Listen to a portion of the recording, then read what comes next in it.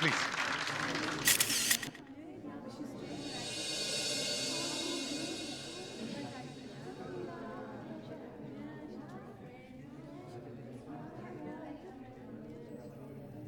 बहुत अच्छी पेंटिंग बनाई है आपने। Thank you Daya sir. भाई इस पर सोल्ड का टैग लगा दो। ये पेंटिंग मैंने खरीद ली। Excuse me please. भाई मुकुल जी, अगर आपको एतराज ना हो तो भाई ये पेंटिंग तो हम खरीदना चाहेंगे। प्लीज।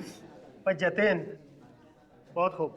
भाई तुम तो मुझसे भी अच्छी पेंटिंग बनाने लगे हो। विक्रम सर, आप मुझे क्यों शर्मिंदा कर अरे रहे हैं? खुश रहो, आप ही तो मेरी प्रेरणा हो। जीते रहो। इनसे मिलिए। एसीपी प्रद्युमन जी, दया सर और अरे भाई, इन लोगों को कौन नहीं जानता।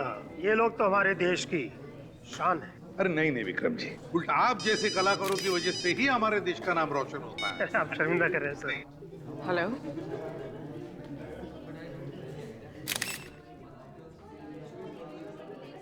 कब? सर। हाँ। सर, मशहूर टीवी रिपोर्टर रोनिता जी लापता हो गई। लापता? कैसे? सर, कुछ घंटे पहले वो मेयर साहब का इंटरव्यू लेने के लिए जा रही थी। अपने ऑफिस से निकली तो थी, लेकिन वहां पहुंची ही नहीं। सर। हाँ। रोनिता मेरी कजिन है, प्लीज उसे ढूंढ निकालिए। तुम्हारी बहन है रोनिता? जी। ठीक है, घबराओ मत, कुछ नहीं होगा, हम ढूंढ निकालेंगे उसे। तो एक काम करो, उस रास्ते से भी जाकर चेक करो जिस रास्ते से रोनिता मेयर के बंगले पर जा रही थी, और हम उसके ऑफिस में जाकर चेक करते हैं।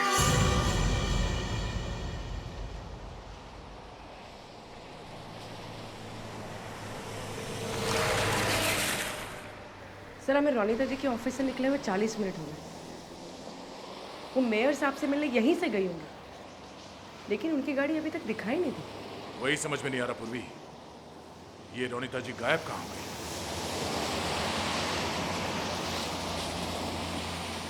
एक मिनट पूर्वी, गाड़ी रोको। लगता है ये रोनिता जी की गाड़ी है।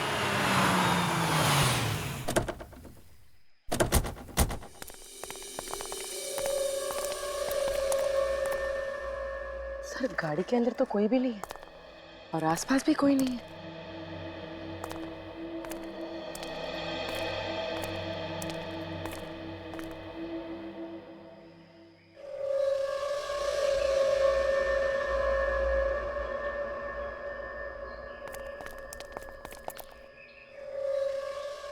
टायर का निशान देख के लगता है कि यहाँ पे कोई ट्रक खड़ा था। सर, मतलब रोनिता जी की गाड़ी के ठीक पीछे एक ट्रक भी पार्क था। और इस निशान से साफ पता चलता है कि वो ट्रक बाद में यहाँ इस रोड पे गया है।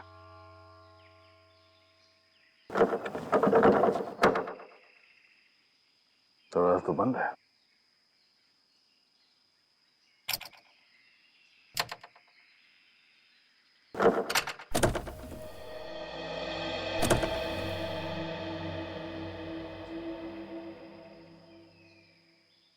गाड़ी के अंदर देख के लगता तो नहीं है कि यहाँ पे हाथापाई हुई है। सब कुछ ठीक ठाक है। फिर ऐसी जगह पे रोनिता जी ने अपनी गाड़ी क्यों रोक दी?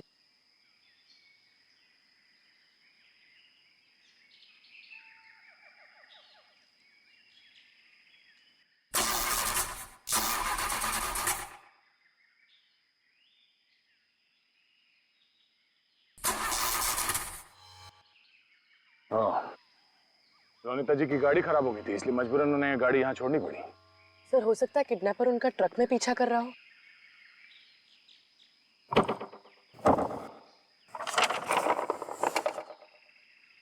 सर, ये देखिए। सर, गाड़ी खराब होने के बाद रोनिता जी ने जरूर इस इमरजेंसी कार सर्विस को फोन किया होगा। कार सर्विस वाले को? हाँ सर।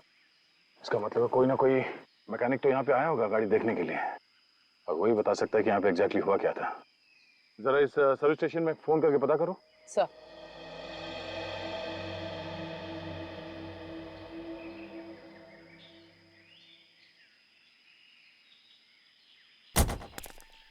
सर, उनका कहना है कि रोनिता जी की गाड़ी को चेक करने के लिए एक नरेश नाम का मैकेनिक आया था और उसने अभी तक सर्विस सेंटर को रिपोर्ट नहीं की। नरेश? चीफ एडिटर,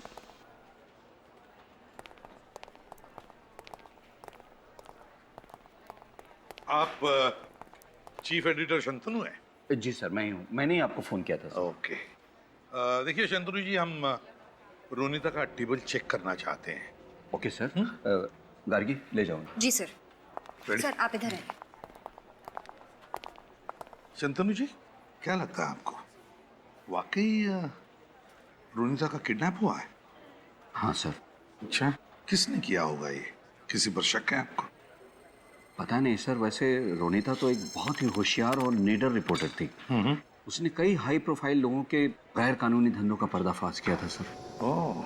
समझ में नहीं आता कि किस पर शक किया जाए और किस पर नहीं किया जाए। शंतनु जी, एक बात बताइए, ये रोनिता फिलहाल किसकी स्टोरी पर काम कर रही थी? पता नहीं सर, वो अपनी न्यूज़ स्टोरी तभी बताती थी जब उसका सारा रिपोर्ट तैयार हो जाता था। ओह। सर, हाँ हाँ फ्रेडी, ये फाइल देखिए सर। इस फाइल को आखिरी बार 6:20 को मॉडिफाई किया गया था। और रोनिता भी करीब 6:30 बजे ऑफिस से बाहर निकली थी। मतलब रोनिता ऑफिस से बाहर जाने से पहले किसी फाइल पर काम कर रही थी। इस फाइल पर, फाइल खोल के देखा? इस फाइल को खोलने के लिए पासवर्ड चाहिए। उन्होंने इसे लॉक करके रखा है। तो मैंने रोनिता टाइप करके देखा, मगर पासवर्ड कुछ और ही है। पासवर्ड जानती है? सर अब बोल्ड BOLD टाइप कीजिए। पिछले प्रोजेक्ट में जब हमने साथ काम किया था तो उसने अपनी फाइल का पासवर्ड बोल्ड ही रखा था। BOLD। ये पासवर्ड भी गलत है। अब क्या करें सर? कोई तो पासवर्ड होगा ना फ्रेडी, कोई तो पासवर्ड होना ही चाहिए। ये रोनिता की डायरी है? जी सर। शायद इसमें हो सकता है। ये क्या नाम है? AID, Aida? कि ये रोनिता का पेट नेम तो नहीं? फ्रेडी, जरा इसे टाइप करके देखो, AIDA, आइडा।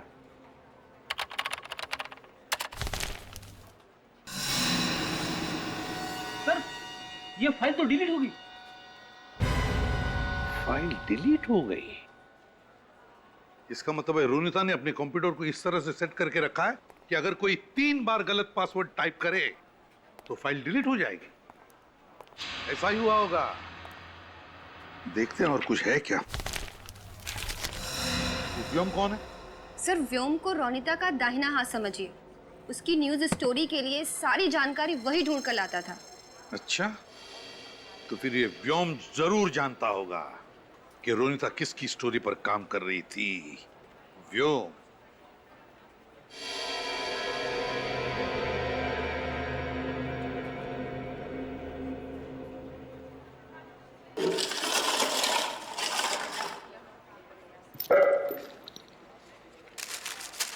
सर, ये तो किसी की फोटो लग रही है। हाँ फ्रेडी। सर रोनिता को मैंने ये फोटोज डस्टबिन में डालते हुए देखा था। उसके बाद वो जल्दी जल्दी में कहीं बाहर निकल गई। अच्छा, तो देखे तो सही लगा कर, किसकी फोटो है ये?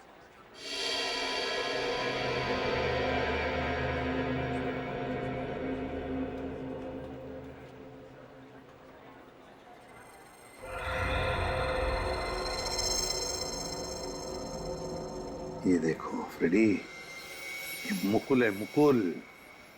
और लगता है कि ये किसी को पैसे दे रहा होगा।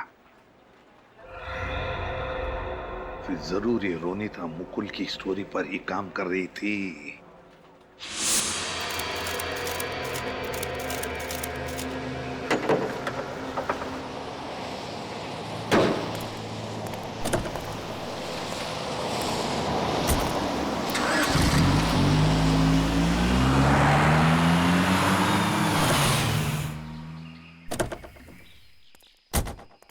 नरेश, जी। हम लोग CID से हैं। क्या आप इन्हें रोनिता जी का कंप्लेंट कॉल अटेंड किया था? कार नंबर है XC021346। हाँ सर, मुझे ही भेजा गया था। तो क्या तुम मिले थे उनसे? नहीं मैम, मैं जब उनकी कार तक पहुंचा तो वो लॉक करके जा चुकी थी और मैंने उनके मोबाइल पे कॉल भी किया तो फ़ोन स्विच ऑफ आ रहा था। तो क्या ये आपकी ड्यूटी नहीं है कि आप इमरजेंसी सर्विस सेंटर में कॉल करके बताएं कि रोनिता जी कार छोड़ के चली गई? सॉरी सर, एक्चुअली मुझे पहुंचने में थोड़ा लेट हो गया था, तो मुझे लगा कस्टमर मेरे बॉस से कंप्लेंट ना कर दे, इसलिए मैंने अपने बॉस को कॉल ही नहीं किया। अच्छा, ये बताओ कि उनकी गाड़ी के आसपास तुमने कोई ट्रक देखा?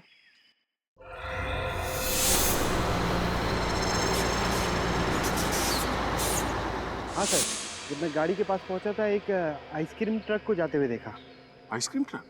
सर इसका मतलब रोनिता जी की गाड़ी के पीछे जो टायर के निशान थे वो इसी ट्रक के थे और किडनैपर ने रोनिता जी को इसी ट्रक में अगवा किया होगा। ये आइसक्रीम ट्रक कौन सा रंग का था? सर सफेद रंग का था और उस पे जस्ट आइसक्रीम का लोगो भी था। Just ice cream? 3 बजे के बाद जितनी भी अपॉइंटमेंट है कैंसिल कर दो, मुझे अर्जेंट काम है। अरे एसीपी सर, आइए बैठिए। रोनिता के बारे में कुछ पता चला? हाँ, कुछ राज खुल गए, सोचा कुछ आपसे पता कर लेंगे। क्या कह रहे हैं मैं समझा नहीं। सब समझ जाओगे फ्रेडी।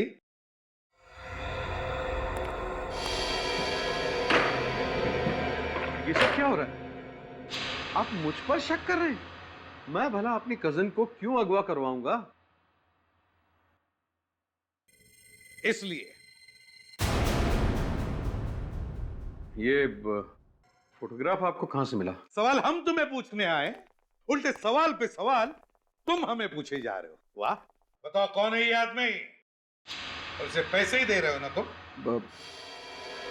ये एक एजेंट है, लेकिन मैं किसी से भी मिलूं, कुछ भी करूं, इससे रोनिता का क्या लेना देना? क्योंकि ये फोटोग्राफ रोनिता के ऑफिस में से हमें मिला है, उसकी टेबल पर से। इसका मतलब रोनिता मुझ पर नजर रखी हुई थी, लेकिन क्यों? मुझे तो इस बारे में पता भी नहीं। झूठ बोल रहे हैं आप। आपकी अपॉइंटमेंट डायरी में व्योम का नाम लिखा हुआ है। कौन है ये व्योम? इस व्योम का नंबर तुम्हारे डायरी में कैसे?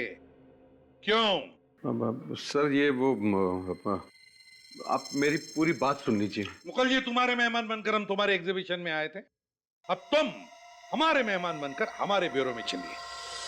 इस रोड पर तो हमारा ट्रक कभी जाता ही नहीं। ये जरूर वही ट्रक होगा जो कुछ दिन पहले चोरी हो गया था। कहाँ से चोरी होता है ट्रक हमारा? ट्रक का ड्राइवर ट्रक को लेकर अपने घर गया था, वहीं पर किसी ने उस पर हमला किया और ट्रक लेकर भाग गया। सर ये उस ट्रक का ड्राइवर है, मोंटू। मोंटू, ये सब कब हुआ, कैसे हुआ, शुरू से बताओ। साहब मैं ट्रक लेके अपने घर गया था खाना खाने, और पीछे से कोई ट्रक में घुसा और मेरे ऊपर वार कर दिया। आपने उसका चेहरा देखा था? नहीं, उसने किसी चीज से वार किया और मैं बेहोश हो गया।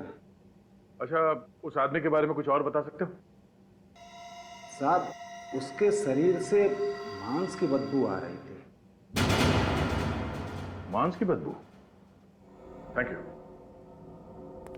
टीवी रिपोर्टर की किडनैपिंग, आइसक्रीम ट्रक की चोरी और किडनैपर के शरीर से मांस की बदबू, सारे कड़ियों को जोड़ना होगा। बताओ मुकुल, अपनी बहन रोनिता को किडनैप करके कहां रखा है तुमने उसे? सर मैंने रोनिता को किडनैप नहीं किया। इनफैक्ट जब ये खबर मिली मैं तो आप ही के साथ था एग्जीबिशन में। क्या चाल चली है तुमने मुकुल जी? हमारे साथ रहकर तुमने अपनी बहन को किडनैप करवा लिया ताकि तुम पर कोई शक ना करे, है ना? पर सर मैं रोनिता को क्यों किडनैप कराऊंगा? क्योंकि आप बड़े बड़े टेंडर रिश्वत खिला के पास करवाते हैं और रोनिता इस बात को दुनिया के सामने लाना चाहती थी, इसलिए। क्यों, है ना ये सच? हाँ ये सच है कि टेंडर पास करवाने के लिए मैं थोड़ी बहुत हेरा फेरी करता था, पर रोनिता इस बात को जानती थी, मुझे पता नहीं था। फिर तो आप व्योम को भी नहीं जानते होंगे। कौन व्योम? व्योम, वही व्योम जो तुम्हारे काले कारनामे तुम्हारी बहन रोनिता को बताता था और जिसका फोन नंबर हमें तुम्हारे ऑफिस से मिला, वो व्योम। ओके, मैं मानता हूं कि मैं व्योम को जानता हूं। मेरे अलावा दूसरे जिन लोगों ने टेंडर्स भरे हैं उनकी कॉपीज चुराकर मुझे लाकर देता था, पर यही बातें वो रोनिता को भी बताता था, मुझे पता नहीं था। अच्छा, नहीं मालूम? पूर्वी, जरा व्योम को फोन लगा। सर। विनीत, उस आइसक्रीम के ट्रक ड्राइवर से कुछ पता चला? सर वो ड्राइवर कुछ देख तो नहीं पाया, लेकिन हाँ उसने इतना जरूर बताया कि जिस आदमी ने उसके ऊपर हमला किया था उसके शरीर से कुछ मांस और मटन की बू आ रही थी। मांस मटन की बू आ रही थी? इसका मतलब है ये आदमी जरूर वहीं पे काम करता होगा जहां पर मांस मटन का पैकिंग होता है। जरा मैप निकालो।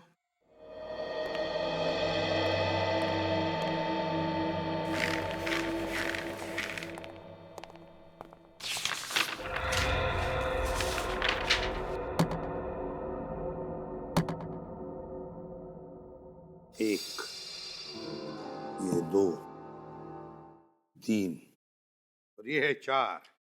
शहर में 4 जगह हैं जहां पर मांस मटन का पैकिंग होता है। मतलब सर हमें इन चारों जगहों को जाकर चेक करना पड़ेगा। बिल्कुल चेक करना पड़ेगा। सर हाँ। सर व्योम का फोन ऑन हो चुका है, उसकी लोकेशन ट्रैक हो गई है। कहाँ पर? Sir Chincholi area. Chincholi area. Vyom? उठाओ इस व्योम को चिंचोली एरिया से। पता तो चलेगा ये मुकुल सच बोल रहा है या ये व्योम।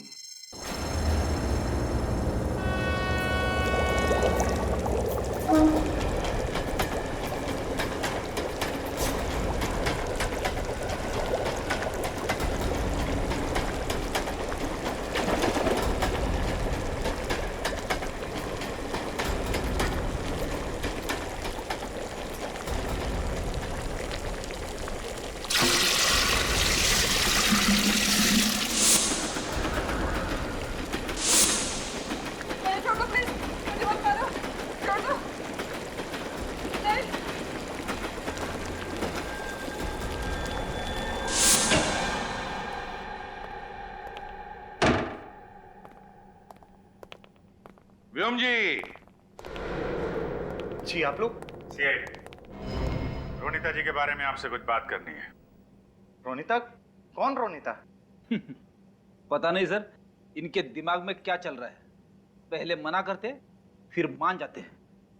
मुकुल ने तुम्हारे बारे में हमें सब कुछ बता दिया है व्योम, और तुम उसके लिए क्या काम करते हो ये भी बताया। हमें पता चल चुका है कि तुम मुकुल के सीक्रेट रोनिता जी को बेचते थे और रोनिता जी के सीक्रेट मुकुल को।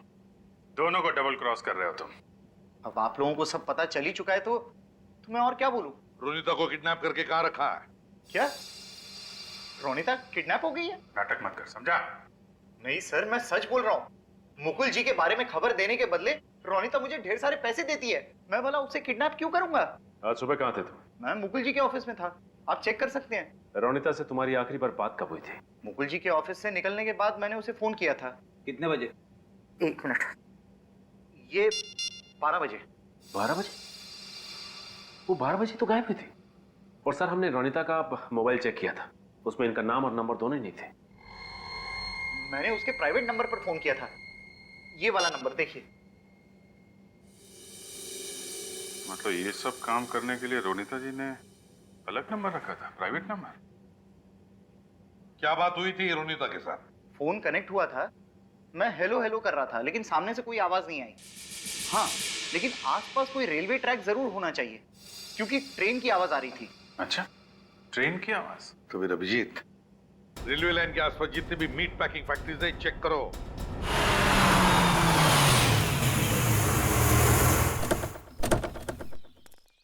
ये आइसक्रीम ट्रक तो यहाँ पर है। इसी में रोनिता जी को किडनैप किया गया था। इधर ही होनी चाहिए।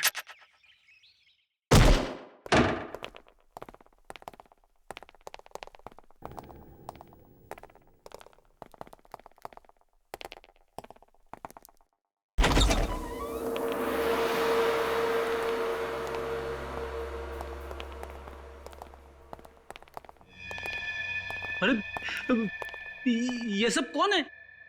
सर ये पुतले हैं सर। मोम के पुतले। बाहर आइसक्रीम का ट्रक, यहाँ मोम के पुतले और रोनिता जी गायब। चेक करो।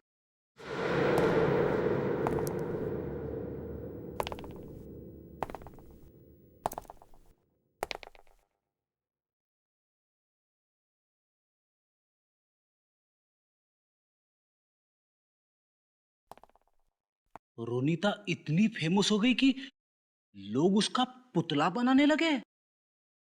नहीं फ्रेडी, इस पुतले में कुछ खास बात है। ये पुतला बाकी पुतलों से अलग है।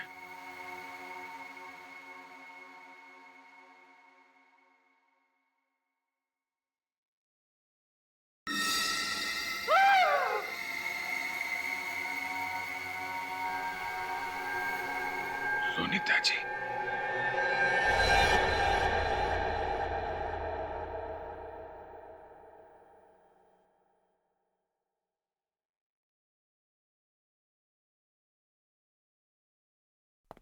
जी डॉक्टर साहब, क्या लगता है? अभिजीत, खूनी ने पहले इस बेचारी रोनिता के पूरे शरीर पर खौलता हुआ मोम डाला, उसके बाद अपनी कारीगरी दिखाई। मौत कैसे हुई रोनिता जी की? अभी तो इसके शरीर को मोम से बाहर निकाला है। मौत कैसे हुई जानने के लिए तो इसकी बॉडी को फॉरेंसिक लैब ले जाना पड़ेगा। सर ये राजू है, इस गोडाउन की देख रेख यही करते हैं। राजू, ये लाश कैसे है यहाँ पे? मुझे पता नहीं सर, मैं तो सिर्फ इतना जानता हूँ कि यहाँ बहुत सारे मोम के पुतले रखे जाते हैं। लेकिन तुमने किसी को तो देखा होगा, कौन आया था यहाँ पे? कोई नहीं सर। सो रहे थे? हैं? किसका गोडाउन है ये विक्रम सर का है, और यहाँ पे जितने भी मोम के पुतले रखे हैं ये उन्होंने ही बनाए हैं। विक्रम जी, जो बहुत बड़े कलाकार हैं, बहुत बड़े मूर्तिकार। विक्रम जी घर पे है क्या? हम लोग सीआईडी से। हाँ है।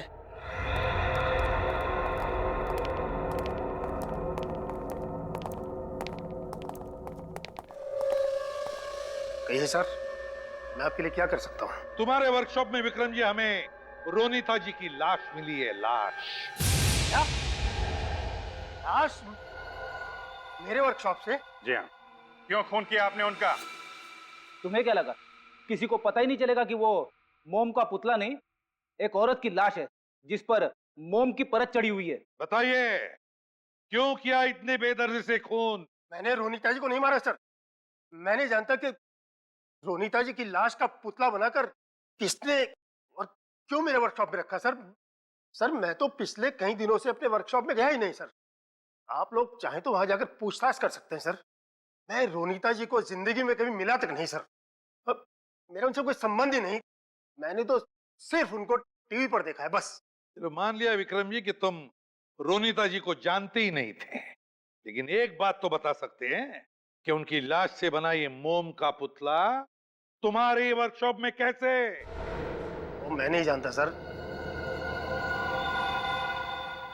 हाँ सर, एक बात है, कल सुबह मेरे वर्कशॉप के सब पुतले एक प्रदर्शनी के लिए ले जाए जाने वाले थे। क्या कहा? प्रदर्शनी में? हाँ सर। अभिजीत, इसका मतलब है कि ये खूनी अपना जुर्म छुपाना नहीं चाहता। वो चाहता है कि रोनिता जी की लाश से बना मोम का पुतला पूरी दुनिया देख सके।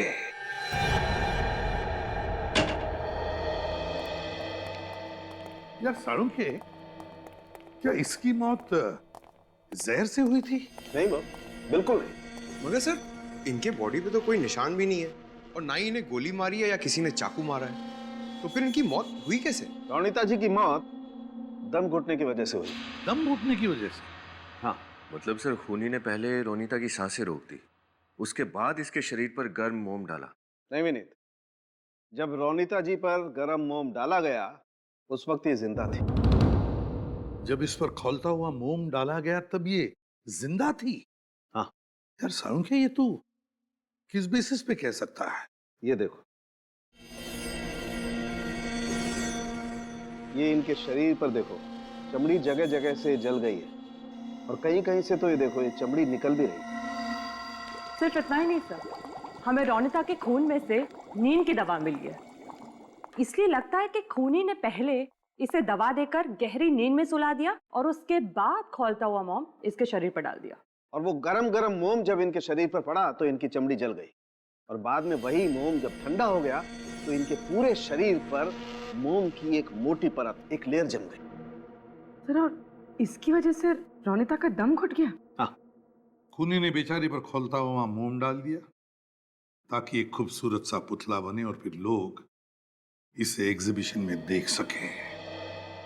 सर, इसका मतलब खूनी एक ऐसा आदमी है जो मोम से पुतले बनाने की कला को जानता है। हाँ पूर्वी, मगर गलत इस्तेमाल किया है उसने अपनी कला का, गलत इस्तेमाल किया है।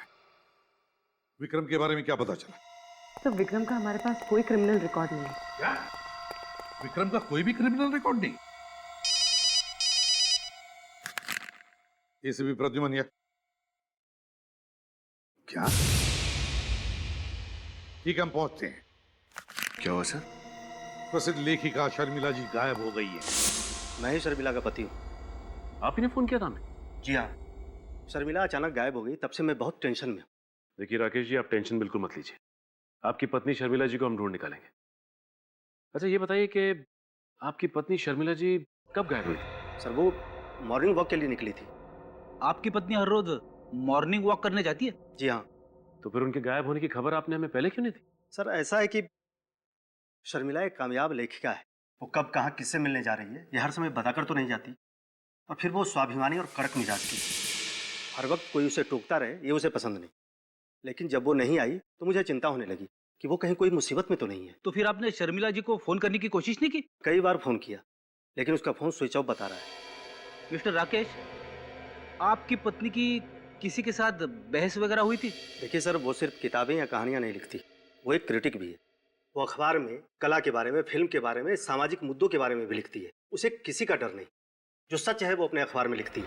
और जाहिर है कि इस बात से काफी लोगों को प्रॉब्लम भी होगी। बिल्कुल, उसका लेख पढ़कर बड़ी बड़ी हस्तियां नाराज हो जाती हैं। ये शर्मिला जी हाल ही में कुछ खास करने वाली थी? जी हाँ सर, वो अपने नई किताब के लॉन्चिंग फंक्शन में जाने वाली थी। ओह, पहली बार तो वो खूनी अपनी मोम की कारीगरी को एग्जीबिशन तक नहीं पहुंचा पाया, लेकिन इस बार वो जरूर कोशिश करेगा कि उसका अधूरा सपना पूरा हो। अच्छा ये बताओ कि ये बुक लॉन्च का फंक्शन कहाँ होने वाला है?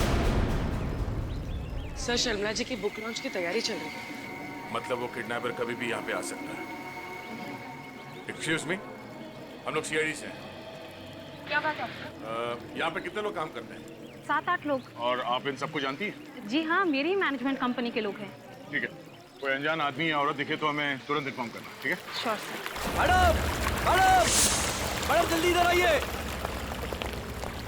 मैडम जल्दी इधर आइए। सर ये देखिए सर, क्या हो गया? तो दूर खड़े हो जाओ।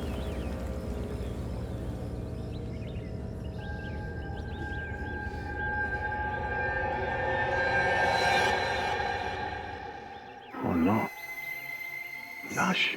सर रोनिता जी की तरह इस पर भी खौलता हुआ मोम डाला गया, इसलिए शर्मिला जी की मौत हो गई। और खूनी ये सब कर क्यों रहा है?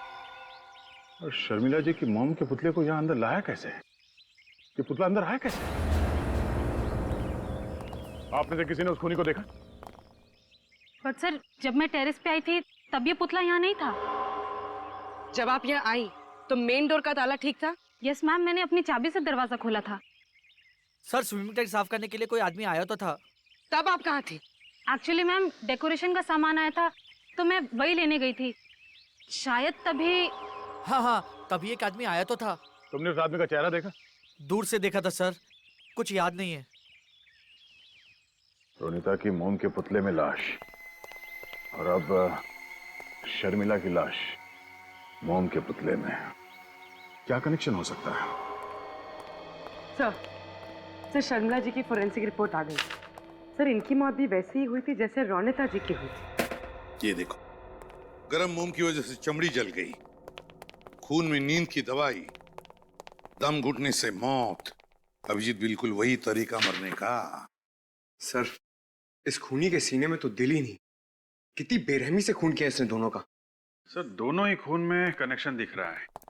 रोनिता जी और शर्मिला जी, दोनों औरतों की उम्र 40 साल, एक टीवी रिपोर्टर, एक लेखिका, दोनों निडर औरतें। दोनों का काम एक, समाज में काले कारनामे करने वाले लोगों का पर्दाफाश करना। इसीलिए दोनों को मार डाला? लगता तो यही है। यानी सर कोई और औरत होगी जो ऐसा काम करती होगी, खूनी उसे भी अपना निशाना बना सकता है। हाँ विनीत, और इस सीरियल किलर तक पहुंचने के लिए हमें एक आदमी की मदद लेनी पड़ेगी, विक्रम। सर नमस्ते। हाँ विक्रम। विनीत। सर बताइए, मुझे यहाँ क्यों बुलाया? विक्रम, एक काम है। मोम के पुतले बनाने वाले लोग तो गिने चुने ही होंगे, और उनके बारे में तुम बहुत कुछ जानते होंगे, है ना? जी जी हाँ सर। विक्रम जी, ये फोटो देखिए। ये दो मोम के पुतले हैं, रोनिता जी और ये शर्मिला जी। अब बता सकते हैं ये कलाकारी किस आर्टिस्ट की है?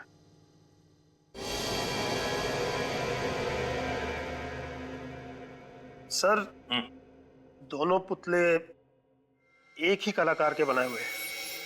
दोनों पुतलों के एक ही स्टाइल में तराशा गया है। छोटी से छोटी बारीकी का बहुत ध्यान रखा गया है। बहुत समय दिया गया है सर ये पुतले बनाने में। कौन कौन आर्टिस्ट है ये? कभी देखा है इसका काम? जी हाँ सर, पुतले बनाऊंगा। मिस्टर उत्तम, ये जिस तरीके से मोम के पुतले बने, ये लेयरिंग, ये ड्रेपरी का स्टाइल, ये आपका नहीं है। मैं मानता हूं कि ये लेयरिंग और ड्रेपरी का स्टाइल मेरा ही है, लेकिन मेरे स्टाइल में कोई और भी तो काम कर सकता है। मैं इसे साबित कर सकता हूं। अच्छा, कौन बना सकता है? कौन है वो आदमी?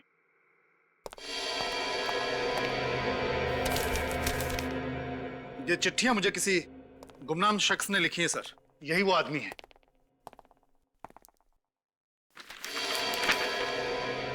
तुमसे अच्छा कलाकार तो मैं हूं, लेकिन तुमसे अच्छा नसीब मेरे पास नहीं है। बहुत इंतजार कर लिया, अब नहीं। इस पे ना तो किसी का नाम लिखा है, ना ही कोई पता लिखा है। अब मेरी कला का प्रदर्शन होगा और तुम्हारे बनाए गए मोम के पुतलों से कहीं अच्छे और सच्चे दिखेंगे मेरे मोम के पुतले। तुम्हें 3 साल लगे, लेकिन मुझे सिर्फ 3 हफ्ते लगेंगे अपनी कारीगरी दुनिया के सामने लाने में। सिर्फ 3 हफ्ते। ये बात तो तय है कि ये चिट्ठी लिखने वाला आदमी ही खूनी है। यही वो कलाकार है जिसने रोनिता जी और शर्मिला जी को मारा और उनके मोम के पुतले बनाए। उत्तम जी, आपका ऐसा कौन सा कॉम्पिटिटर है जो इस हद तक गिर सकता है? ऐसा तो कोई मुझे याद नहीं आता सर। किसी पे शक है आपको? जी नहीं सर। हाँ सर, इस खत में लिखा है तुम्हारा करियर खत्म हो जाएगा बबलू। आपका नाम बबलू है क्या? कॉलेज में मुझे बबलू कहते थे। कौन से कॉलेज में पढ़ते थे आप? KK college of arts. KK college of arts. वहीं से पता चलेगा कि और कौन कौन स्टूडेंट्स थे जो इनके साथ मूर्ति कला सीख रहे थे। नमस्ते सर, हम लोग सीआईडी से। ओह, मेरे सेक्रेटरी ने बताया था कि किसी केस के सिलसिले में आपको कुछ पूछताछ करनी है मुझसे। दरअसल 2 औरतों का खून हो गया है। किसी ने उनके शरीर में गरम गरम मोम डाल के उनका खून कर दिया और उनके पुतले बना दिए हैं। ऐसा वहशीपन कौन कर सकता है? आप उत्तम नाम के स्टूडेंट को जानते हैं? उत्तम? हो, बबलू। हाँ, वो 2005 के बैच में था। 2005? प्रिंसिपल साहब, उस बैच के जितने भी स्टूडेंट्स थे हमें उनकी लिस्ट चाहिए, और खास तौर पे वो लोग जो मोम के माध्यम में काम कर रहे थे। देखिए, बहुत पुरानी फाइल है, मैं कोशिश करके आपको भिजवाता हूँ। Okay sir. और सर, ये 2005 के जो चीफ इंस्ट्रक्टर थे उनसे भी मिलना हमें। उनका तो 2005 में ही खून हो गया था। खून हो गया? नाम क्या था उनका? दिव्या। कैसे मौत हुई दिव्या जी की? उनकी बॉडी एक कोल्ड स्टोरेज में पड़ी हुई मिली। बहुत तहकीकात हुई, लेकिन खूनी का कुछ भी पता नहीं चला। और कुछ बता सकते हैं आप दिव्या जी के बारे में? देखिए, वो बहुत ही स्ट्रिक्ट थे, कड़क स्वभाव था उनका। स्टूडेंट गलती करता था तो वो बहुत डांटती थी उन्हें। उम्र क्या रही होगी उनकी? यही लगभग 40 के आसपास रही होगी। 40 साल? 40 साल की औरत, कड़क स्वभाव और डिसिप्लिन वाली, बिल्कुल शर्मिला जी और रोनिता जी जैसी। यानी कि खूनी ऐसी औरतों का खून कर रहा है? हाँ फेटी। और क्या पता चला दिव्या के बारे में? Sir, KK school of arts के स्टूडेंट ने बताया कि वो बहुत ईमानदारी से अपना काम करती थी और थोड़े कड़क स्वभाव की थी, इसलिए बच्चे उनसे डरते भी थे। शर्मिला और रोनिता दोनों भी तो निडर और कड़क स्वभाव की थी, बिल्कुल इस दिव्या की तरह ही। सर, ये उत्तम दिव्या जी का सबसे फेवरेट स्टूडेंट था। अच्छा, इस उत्तम के साथ जो बाकी स्टूडेंट्स थे उनकी लिस्ट मिल गई? जी सर, उत्तम जी के साथ उस बैच में 25 स्टूडेंट्स थे और उनमें से 4 स्टूडेंट्स मोम के माध्यम में काम करते थे। तो फिर इन चारों का कच्चा चिट्ठा निकालो, पता लगाओ इन चारों के बारे में। सर, मैंने प्रिंसिपल से रिकॉर्ड्स मंगवाए, आज आ जाएंगे। हेलो, क्या? कहां से? ओके, हम लोग देखते हैं। सर, हाँ सोशल एक्टिविस्ट रजनी जी का किडनैप हो गया है। रजनी का किडनैप हो गया है? कहां पर? मॉर्निंग वॉक से लौट रही थी सर, घर के सामने किसी ने अगवा कर लिया। वो खूनी उन्हें कहाँ ले गया होगा सर? एक जगह हो सकती है जहां खूनी ने पहला फोन किया था दिव्या जी का, वो बंद पड़ा हुआ सुनसान कोल्ड स्टोरेज प्लांट। हाँ अभिजीत, बिल्कुल सही है। इससे पहले कि रजनी की जान चली जाए, हमें इस खूनी को पकड़ना ही होगा। तुम कौन हो? क्यों मुझे लेकर आए हो? मुझे जाने दो प्लीज। मैंने तुम्हारा क्या बिगाड़ा है? कैसे जाने दूं? तुम ये सब इसलिए कह रही हो क्योंकि तुम नहीं जानती हो। दुनिया की सबसे सुंदर और महान मूर्तियों में तुम्हारा नाम लिया जाएगा। आज से हजारों साल तक लोग तुम्हें याद करेंगे। अमर होने वाली हो तुम। करना क्या चाहते हो तुम? ज्यादा कुछ नहीं, बस तुम्हारी मोम की मूर्ति बनाना चाहता हूं मैं। ये जो तुम्हें सामने गरम गरम खौलता हुआ मोम दिखाई दे रहा है ना, ये मोम तुम्हारे शरीर पर डाल दूंगा। थोड़ा सा जलेगा, ज्यादा नहीं, क्योंकि मैंने ऑलरेडी तुम्हें सेडेटिव दे रखे हैं। उसके बाद मैं तुम्हें कोल्ड स्टोरेज में डाल दूंगा और ये गरम गरम पिघलता हुआ मोम तुम्हारे शरीर पर जम जाएगा। और उसके बाद मैं अपनी कलाकृति दिखाऊंगा। नहीं प्लीज, मुझे मरना नहीं है।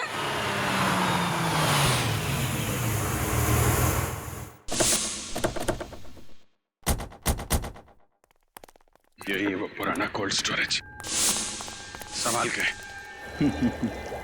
मोम भी सही तापमान पर गर्म हो गया है।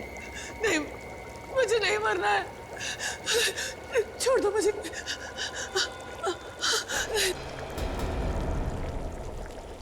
जाने दो मुझे, जाने दो। मैंने तुम्हारा क्या बिगाड़ा? छोड़ दो।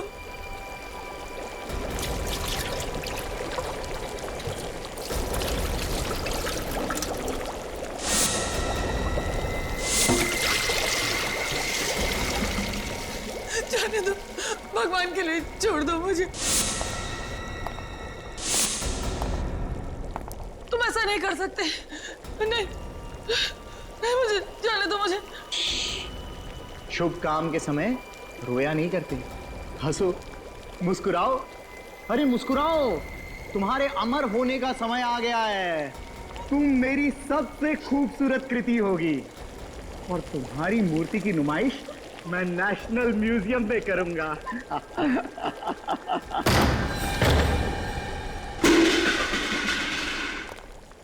मिस्टर व्योम, के कॉलेज ऑफ आर्ट्स का नाम बदनाम कर रहे हो। असली नाम क्या है तुम्हारा? असली नाम? सिद्धार्थ नाम है मेरा। पहचान छुपाने के लिए नाम बदला था मैंने। और अपना अपराध छुपाने के लिए तुमने हमारी मदद की। बहुत कोशिश की तुमने हमें गुमराह करने के लिए। रोनिता जी के बारे में इंफॉर्मेशन देना, वो फोन के डिटेल्स, रेलवे ट्रैक की आवाज, अच्छा नाटक था। क्यों मारा तुमने दिव्या जी को?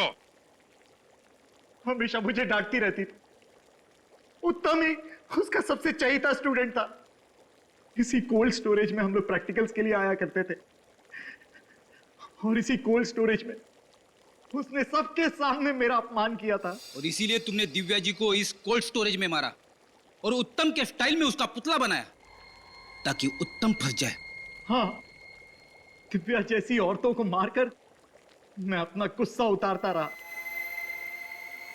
दिव्या ने मेरा भविष्य बर्बाद कर दिया था। कोई किसी का भविष्य बर्बाद नहीं करता है। इंसान अपना भविष्य खुद बनाता है या खुद बिगाड़ता है। तुम्हारी तरह। फांसी होगी तुम्हें, फांसी।